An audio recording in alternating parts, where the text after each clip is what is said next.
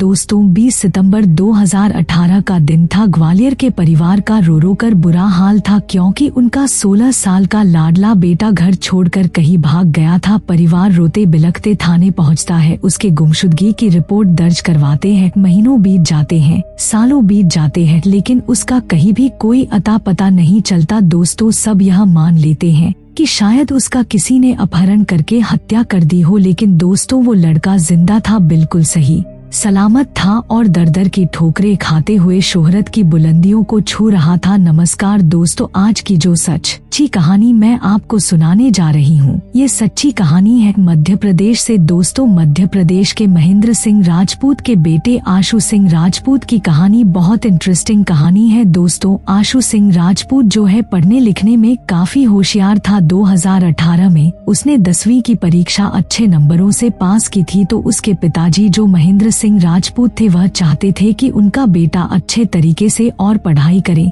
ताकि आगे चलकर मेरा नाम रोशन करे। इसके लिए उसको ट्यूशन लगवा देते हैं, लेकिन दोस्तों इस एक्स्ट्रा पढ़ाई से परेशान हो जाता है, पढ़ने में आनाकानी करने लगता है। तो इसके लिए जो महेंद्र सिंह थे उसको डांटते फटकारते थे और इसी से तंग आकर वो लड़का एक दिन अपना घर छोड़ के भाग जाता है। घर छोड़ के जाने के बाद परिवार वाले सोचते थे कि 1-2 दिन में आ जाएगा, लेकिन वह नहीं आता है। सीधा वहाँ से निकलने के बाद वो कानपुर पहुँच जाता है। अब दोस्तों जब वो कानपुर जाता है तो उसके जेब में जो भी 2-4 दिन के पैसे थे उससे अपना गुजारा करता है। उसके बाद जब जेब के पैसे खत्म हो जाते हैं तो उसे अपने घर की याद आती है, अपनी माँ की याद आती है। लेकिन दोस्त तो निकला था, हमेशा के लिए निकला था। घर आने के बजाय वो वहाँ पर काम ढूंढने लगता है। तो दोस्तों वो कानपुर में ही काम ढूंढने लगता है और ऐसे लोगों का जो सबसे आसान रोजगार होता है दोस्तों वह होता है होटल का काम। ऐसे लोगों को अक्सर होटल वाले रख लेते हैं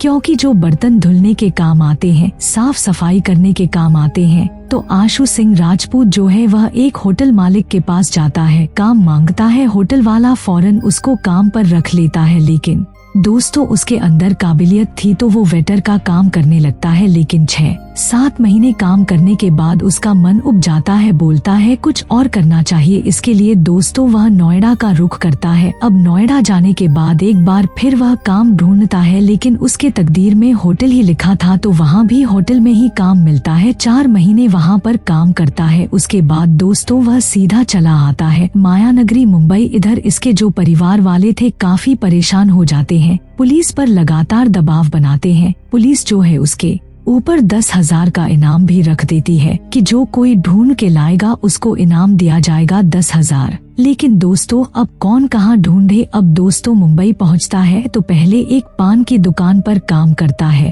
और उसके बाद एक कॉल सेंटर में काम करने लगता है। मुंबई के अंधेरी वेस्ट इलाके में रहता है। दोस्तों अंधेरी वेस्ट ऐसे लोगों के लिए भी मशहूर है जो बॉलीवुड में अपना करियर बनाने के लिए जाते हैं, चाहे वो सिंगर बनने जाए, चाहे वो राइटर बनने जाए, चाहे एक्टर डायरेक्टर कुछ भी बनने जाए। जो गाँव से शहर से जाते हैं वह पहले अंधेरी ही पहुँचते वहाँ पर ऐसे लाखों लोग युवा भरे पड़े हैं जो बॉलीवुड में अपना करियर बनाने, अपनी पहचान बनाने के लिए वहाँ पर संघर्ष करते हैं। बाल काटने वाले से लेकर कपड़ा प्रेस करने वाले, होटल में वेटर का काम करने वाले, सारे लोग आपको यही मिलेंगे जो कहीं ना कहीं फिल्मी दुनिया में काम करने के लिए पहुँचे होते हैं। लेकिन दोस्तों आशु सिंह राजपूत जो होता है वह भी वहीं पहुंचता है, लेकिन उसका जो है कुछ और ही इरादा रहता है। इन सब के बावजूद, इतनी परेशानियों के बावजूद वह पढ़ना चाहता था। अब दोस्तों जब कॉल सेंटर में काम करने लगता है उसको कुछ अच्छे पैसे मिलने लगते हैं, तो अपना एडमिशन करवाता है 11वीं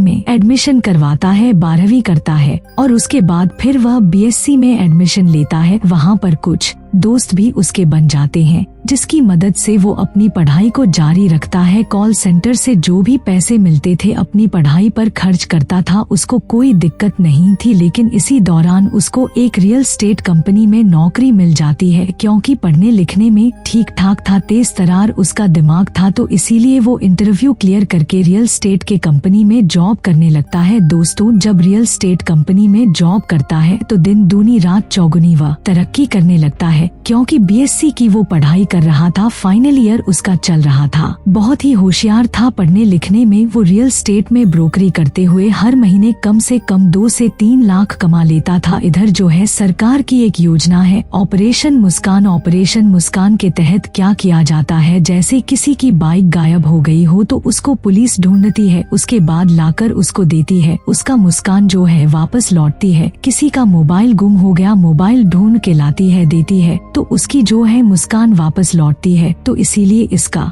नाम दिया गया है ऑपरेशन मुस्कान। ऑपरेशन मुस्कान का एक पार्ट है ऑपरेशन स्माइल। इसके तहत गायब हुए बच्चों को उनके पेरेंट्स तक पहुंचाने की जिम्मेदारी होती है। पहले जो किशोर होते हैं, जो कुछ जानकार बच्चे होते हैं, उनको प्राथमिकता दी जाती है कि ऐसे बच्चों को ढूंढा जाए, क्योंकि इधर से भी नॉलेज रहती है, उन बच्चों की भी जानकारी रहती है, उनको प्रॉपर एड्रेस वगैरह सब कुछ मालूम होता है। तो एक बार फिर इसी ऑपरेशन स्माइल के तहत जो ग्वालियर में उसका जो थाना होता है हजीरा थाना, वहाँ के पुलिस वाले जो है उसको ढूंढने में एक बार फिर से लग जाते हैं। अब उसको ढूंढने के लिए दोस्तों वह उसका जो आधार नंबर होता है उसकी छानबीन करते हैं कि कहीं ये यूज में है कि नहीं है। तो दोस्तों जब उसका नंबर डालते हैं सर्विलांस पे तो पता लगता है कि इस आईडी से 2 सिम निकाली गई है 2021 में और दोनों की लोकेशन मुंबई में थी। अब दोस्तों जब यह पता चलता है कि उसका आईडी कहीं ना कहीं मुंबई में है और उस फोन नंबर को लोग ट्रेस करते हैं,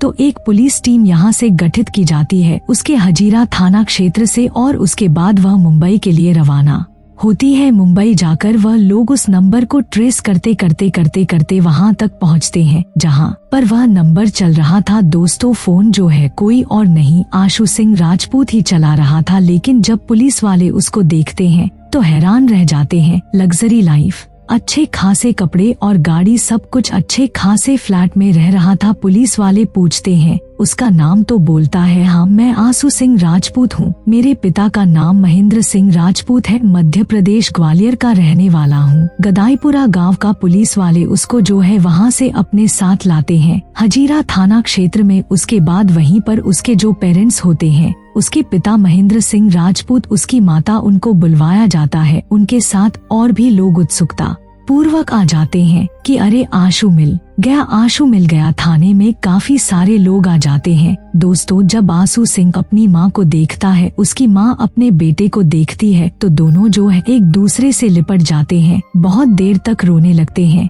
काफी भावुक हो जाते हैं। वहाँ पर जितने सारे लोग थे, चाहे पुलिस वाले हो चाहे अन्य लोग हो, सबकी आंखें नम हो जाती हैं। दोस्तों इस तरीके से 16 साल की उम्र में वह गायब हुआ था, या यूँ कहे घर छोड़ के भागा था, और जब आया तो उसकी उम्र जो है वो 22 साल की हो गई थी। अब दोस्तों जिसलिए उसके पिताजी उसको डांटते थे, फटकारते थे, अगर देखा जाए तो उसमें कामयाब हो चुका था। लेकिन दोस्तों उसके गायब होने से मिलने तक के बीच में जो 6 साल का लंबा वक्त था, उसको उसके परिवार वालों ने कैसे काटा, खास तौर से उसकी माँ ने कैसे काटा होगा, यह तो कल्पना से परे है। लेकिन फिलहाल अपना बेटा उनको मिल गया, उसको अपने माँ बाप, अपना परिवार मिल गया। तो दोस्तों इस तरीके से आशु सिंह राजपूत की कहानी रही।